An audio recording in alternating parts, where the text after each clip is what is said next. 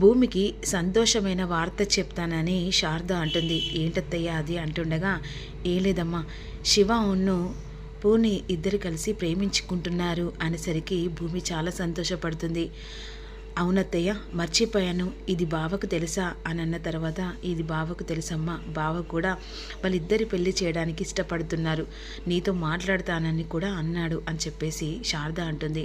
అవునా, ఇప్పుడు బావను ఎలా ఆడుకుంటానో చూడు అని అన్న తర్వాత, ఏం చేస్తావే నా కొడుకుని, అయ్యో నీ కొడుకుననేసరికి అంత ఉక్రోషం పొంచుకొస్తుంది, ఎలా ఆడుకుంటాను, నా మొగుడిని నేను ఆడుకుంటాను అని అంటుండగా, సర్లే అని చెప్పేసి ఇక ఇద్దరు కలిసి నవ్వుతారు. ఈలోపు బావా ఈ రోజుతో నీ గేమ్ స్టార్ట్ అని ఈ విధంగా అనుకుంటుంది. చెట్లకు వాటర్ కొడుతుండగా, అరే భూమితో మాట్లాడావా అని చెప్పేసి శారద అడుగుతుంది. లేదమ్మా.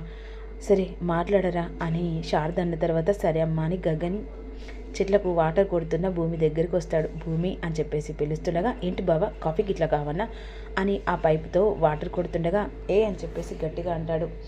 సర్లే బావా, కాదు భూమి, నీకు విషయం చెప్పాలి అన్న తర్వాత ఇక శివ పూని విషయం చెప్పబోతుండగా, ఆగు బావా నేను మళ్ళీ వస్తానని లోపలికి వెళ్తుంది.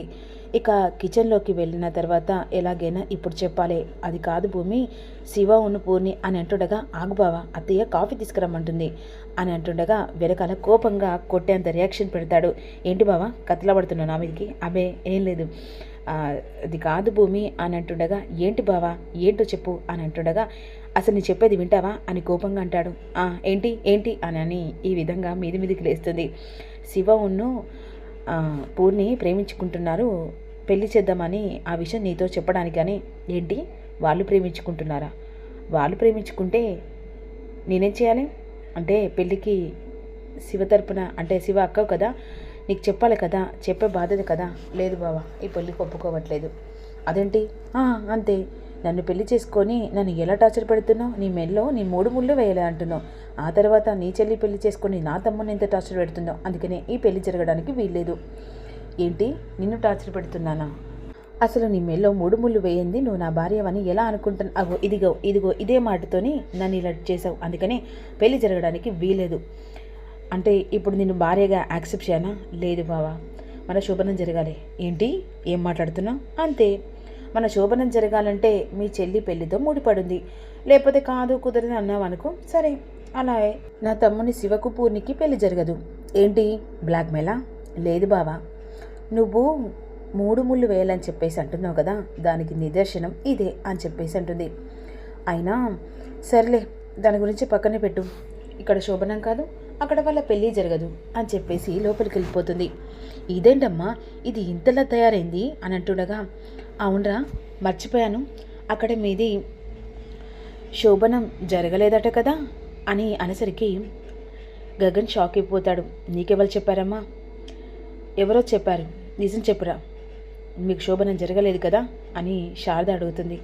లేదమ్మా, అసలు భూమిని నేను భార్యగా ఎలా అనుకుంటున్నావు, చూడరా నాన్న ఒకటి చెప్తున్నాను, ఏ ఆడపిల్లైనా తాళి కట్టించుకున్న తర్వాత తన భర్తతో సుఖంగా ఉండాలి, కష్టం నష్టం తన తోడుగా ఉండాలనుకుంటుంది. 3 ముళ్ళు వేయించుకుంది అబద్ధమని నువ్వు అనుకుంటున్నావు, కానీ ఆ 3 ముళ్ళు సాక్షిగా ఇక శోభన ఏర్పాట్లు చేస్తేనే అక్కడ మనకు నిజం తెలిసిపోతుంది. ఒక ఆడపిల్ల సిగ్గుపడుతూ సిగ్గు విడుచుకొని శోభనం గదిలో పాల గ్లాస్తో అడుగు పెట్టిందంటే ఆడ పెళ్ళి జరిగినట్టే కదా. ఒక్కసారి నువ్వు ఆలోచించు నాన్న, ఎందుకంటే ఏ ఆడపిల్లైనా అంత సాహసం చేయదురా. నువ్వు తాగి కట్టావో మైకంలో కట్టావో ఆ బంధం ఆ అమ్మవారి సాక్షిగా ముడిపడ్డది, కానీ ఏదో ఒకరోజు ఆ సాక్ష్యం కూడా నీ ముంగట వస్తుంది, ఇది నిజం అని అంటుండగా, లేదమ్మా నేను ఒప్పుకోను, ఇదే ఈ పోకడనే వద్దని చెప్పేసి అంటున్నాను. అయినా ఇప్పుడు చెప్పింది కదా, నీ చెల్లి జీవితం నా చేతిలో ఉంది, కాకపోతే శోభనం జరిగితే అన్నది కదా, సరే ఆ ప్రాబ్లం సొల్యూషన్ నువ్వే వెతుక్కో అని శారద వెళ్ళిపోతుంది. ఓసే తిక్కల్దానా అని విధంగా అనుకుంటుండగా, ఆ రోజు పెళ్ళి జరిగే సమయానికి ఒక రిపోర్టర్ అక్కడికి వస్తాడు. ఆ రిపోర్టర్ వాళ్ళ పెళ్ళి ఇక అలా చేసుకోవడం, మ్యారేజ్ ఎలా చేసుకోవాలి అని ఎక్స్ప్లెయిన్ చేస్తూ, ఒకప్పుడు నేను టెంపుల్కి వెళ్ళినప్పుడు ఒక 2 కపిల్స్ ఎంత చక్కగా ఉన్నారో, ఆ కపిల్స్ చూడండి అని చెప్పేసి భూమి గగన్లో పెళ్లి చేసుకున్నది ఇక పేపర్ చూపిస్తాడు, అంటే అదే ఒక ఫోటో చూపిస్తాడు. ఆ ఫోటోలో ఉన్న ఇక షాకింగ్గా చూస్తూ ఉంటారు. ఇలా చేసుకోవాలి కపిల్స్ అంటే, ఒకరికొకరు అర్థం చేసుకొని అటు పుట్టినింటూ మెట్టినింటూ వదిలేసుకొని వాళ్ళు ప్రేమించిన దానికి న్యాయంగా కట్టుబడి చావకుండా సాక్షాత్తు అమ్మవారి దగ్గర పెళ్లి చేసుకున్నారంటే వీళ్ళు ఎక్కడున్నా సరే పట్టుకొని నా చేతికి ఇచ్చిన వాళ్ళకి 2 లక్షల బహుమతి అని చెప్పేసి అతను చెప్తూ ఉండగా ఇక అక్కడ ఉన్న వాళ్ళందరూ వాళ్ళని ఖచ్చితంగా పట్టుకోవాలని చెప్పేసి అనుకుంటారు. సార్ వీళ్ళను నేను ఒకప్పుడు చూశాను సార్. ఏంట్రా నువ్వు చూసావా? అరే వీళ్ళని చూస్తే ఖచ్చితంగా నాకు చెప్పరా, వాళ్ళ అడ్రస్ మరీ వెతుక్కుంటూ. అలా ఎలా ఉంటుంది సార్, ₹1,00,000 మీరు బహుమతి పెట్టారు కదా, అదేరా ఆ 1,00,000 ఇస్తాను లేరా, కానీ వీళ్ళ అడ్రస్ నాకు చెప్పామనుకో ఖచ్చితంగా నీకు 1,00,000 కాదురా 2 లక్షలు ఇస్తాను. ఎందుకంటే ఈ కపిల్ని పట్టి నేను మాత్రం షార్ట్ ఫిలిం తీస్తే ఎంత లెవెల్కి ఎదిగిపోతానో తెలుసా, చెప్పలేనురా అని అంటుండగా, సార్ వీళ్ళ అడ్రస్ నేను ఈ 2 రోజులలో కనుక్కొని వీళ్ళ గురించి తెలుసుకుంటాను సార్, మర్చిపోకండి 50,000 ఎక్స్ట్రా ఒప్పుకున్నారు.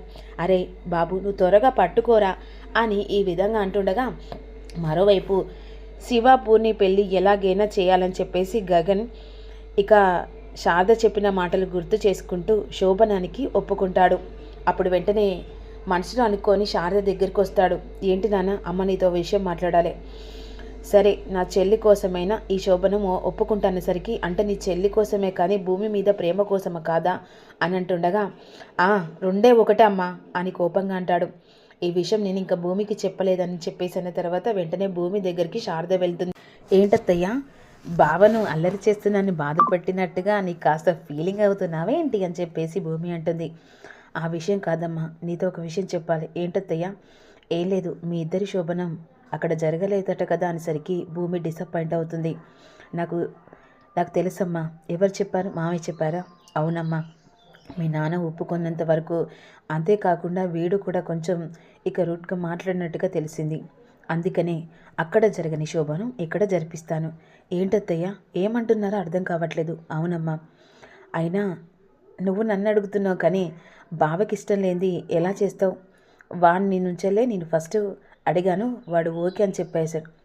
లేదు నువ్వు అబద్ధం ఆడుతున్నావు.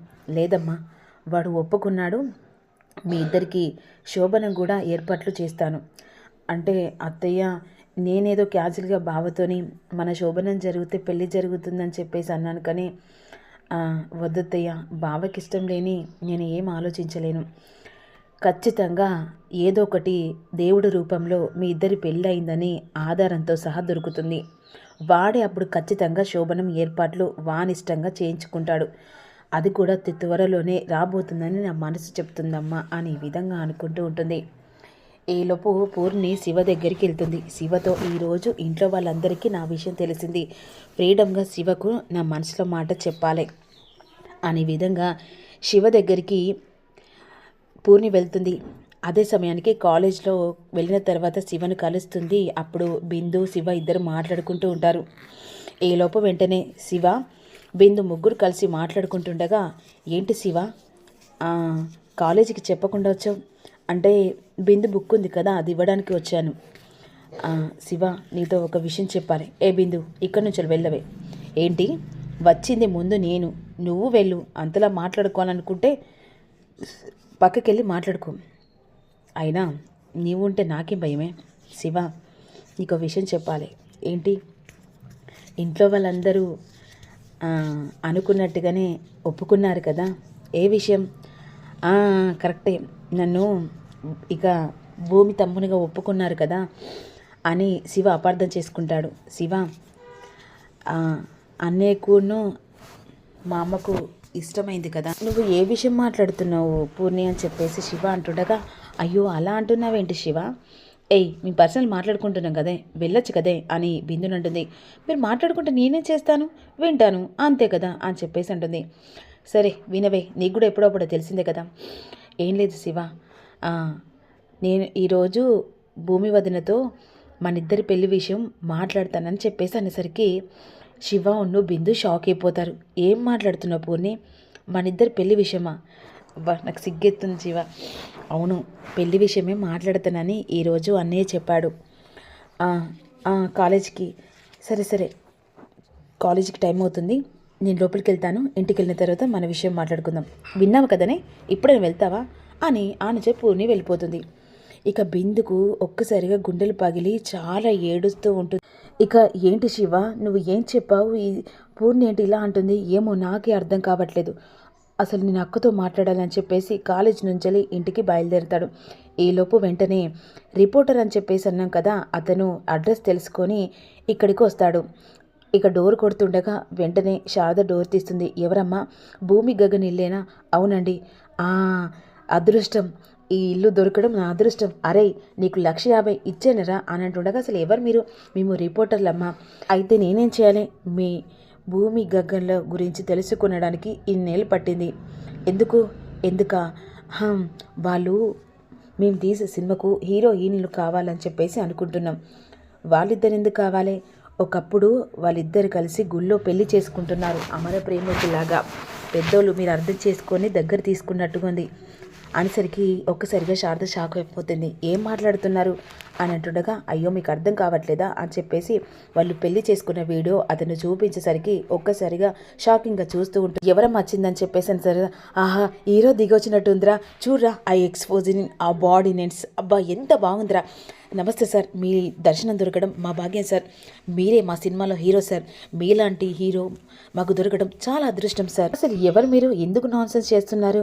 అయ్యో సార్, మీరు ఆ రోజు గుళ్ళో పెళ్లి చేసుకుంటున్నారే, ఆ సీన్ మాత్రం సూపర్గా అదినింది సార్. జస్ట్ నేను ఇక మా యూట్యూబ్లో పెట్టుకుంటే మిలియన్స్ పోయింది సార్. మీరు మా సినిమాలో హీరోయిన్గా మీ భార్య భర్తలు చేయాలి సార్ అని అంటుండగా, గుళ్ళో పెళ్ళ? అయ్యో సార్, మీరు మర్చిపోయినట్టున్నారు, ఒకసారి ఈ వీడియో చూడండి అని వీడియో చూపించేసరికి శారద అక్కడ గగన్ షాక్లో ఉండిపోతారు.